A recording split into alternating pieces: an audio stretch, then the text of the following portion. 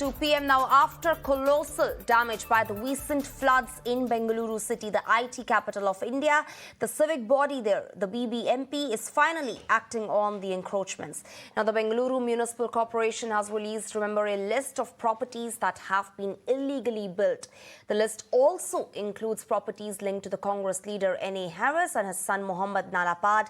In fact, property linked to Nalapad was also demolished earlier today. So these are the visuals on your screens of the havoc that was created by floods, massive rain in Bengaluru city. You can see, in fact, on one side that there were also massive protests by the Congress leaders on September 6.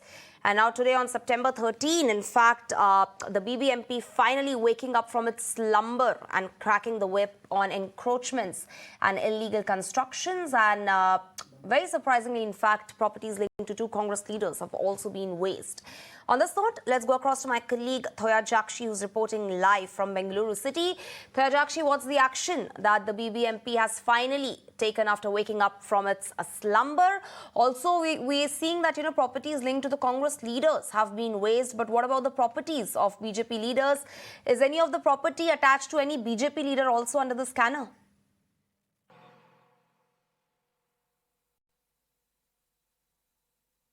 Well, Pooja, absolutely. Right now, I'm standing here at Nalapad Academy. This property belongs to the MLA N.A. Harris' son, Mohammad Nalapad. He's the Congress youth president, whereas this property belongs to him. Whereas you can see the demolition has already been started over here. And whereas this property, they bought this property while people are saying that, the school authority is saying that this property has all the documents and they didn't receive any kind of notice to do the demolition part. But still, the BBMP randomly rushed into this property because this belongs to the government property, and that is why they are doing the demolition.